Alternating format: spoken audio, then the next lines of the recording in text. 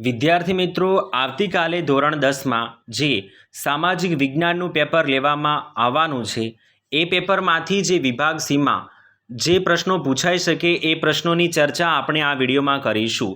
તો સૌપ્રથમ વિદ્યાર્થી મિત્રો, વિભાગ સીમાં કુલ ગુણ 18 માર્કનો હશે.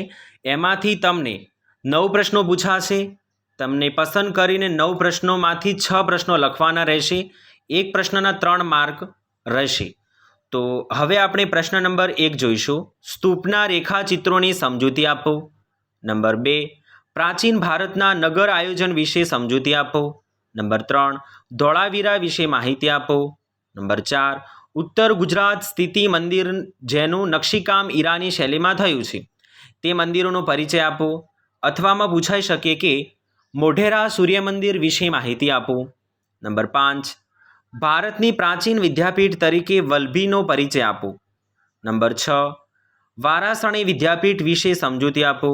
નંબર 7, પ્રારંભિક મધ્યકાલીન સાહિત્ય વિશે સમજૂતી આપો. નંબર 8, જમીન નિર્માણની પ્રક્રિયા વર્ણવી તેના પ્રકારો જેના આધારે પાડવામાં આવે છે તે જણાવો. નંબર 9, કાંપની જમીન વિશે નોંધ લખો. નંબર 10, નવીનીકરણીય અને અવિનીકરણીય સંશોધન વચ્ચેનો તફાવત સ્પષ્ટ કરો. નંબર 11, કાળી જમીન વિશે નોંધ લખો. નંબર 12, પડખાવ અથવા લેટેરાઇટ જમીન વિશે નોંધ લખો. નંબર 13, બજાર પદ્ધતિ અને સમાજવાદી પદ્ધતિ વચ્ચેનો તફાવત સ્પષ્ટ કરો. નંબર 14, સમાજવાદી પદ્ધતિનો અર્થ અને વિશેષતાઓ સમજાવો. નંબર 15, નીચેના શબ્દોની સંકલ્પના સ્પષ્ટ કરો. 1, મૂડી, 2, શ્રમ, 3, નિયોજન. નંબર 16, નીચેના પારિભાષિક શબ્દો સ્પષ્ટ કરો. તો એમાંથી 1 નંબર છે રાષ્ટ્રીય આવક એટલે શું, 2, ગરીબી એટલે શું, 3, બેરોજગારી એટલે શું. હવે નંબર 17 જોઈશું. મિશ્ર અર્થતંત્રની વિશેષતા જણાવો.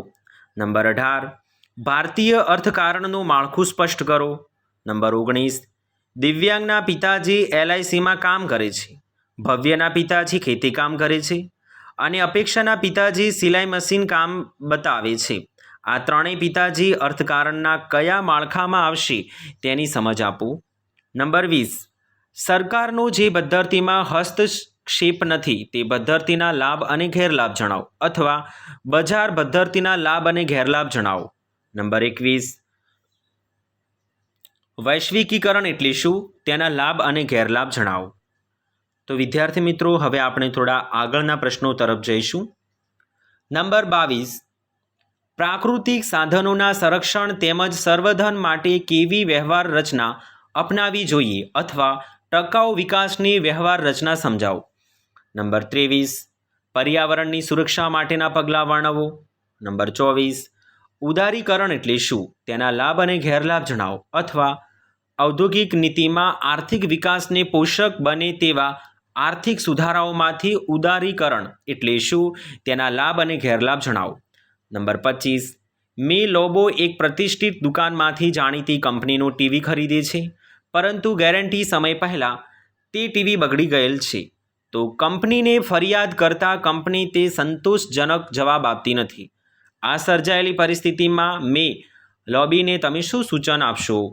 નંબર 26, ગ્રાહકોના અધિકાર સ્પષ્ટ કરો. બધા અધિકાર લખી કોઈ પણ 3 સમજાવો. નંબર 27, ગ્રાહકોનું કયા કયા પ્રકારે શોષણ થાય છે. નંબર 28, સ્થિરતા સાથેના ભાવ વધારો એ આર્થિક વિકાસની પૂર્વ શરત છે તે સમજાવો. નંબર 29, ISI ECO એગમાર્ક વિશે જણાવો. નંબર 30, હોલમાર્ક MPO FPO વિશે જણાવો. નંબર 31, મહિલા શોષણ અટકાવવાના માટેની જોગવાઈ જણાવો. નંબર 32, લૈંગિક સમાનતા વિશે સમજૂતી આપો અથવા ભારતમાં મહિલાઓ સાથે કેવા ભેદભાવ જોવા મળે છે. નંબર 33, આપણી આસપાસ જોવા મળતી કઈ કઈ બાબત દેશના માનવ વિકાસ આંકને અસર કરે છે. નંબર 34, મહિલા સમાનતા અંગે ગુજરાત સરકારની વિવિધ યોજનાઓ જણાવો. બધી યોજનાઓ અને કોઈપણ 6 વિશે લખો અથવા ગુજરાત સરકારે મહિલા સમાનતા માટે કઈ કઈ યોજનાઓ અમલમાં મૂકી છે તે જણાવો. બધી યોજનાઓ જણાવી અને કોઈ પણ 6 વિશે નોંધ લખો. તો વિદ્યાર્થી મિત્રો, આપણે આ સેક્શન સીમાં જે મોસ્ટ આઈએમપી પ્રશ્ન પૂછાઈ શકે એવા પ્રશ્નોની આ વિડીયોમાં ચર્ચા કરી છે. તો દરેક વિદ્યાર્થી મિત્રોએ આ પ્રશ્નો તમારે તૈયાર કરી લેવા. આવતીકાલે તમને સેક્શન સીમાં જોવા મળી શકે છે.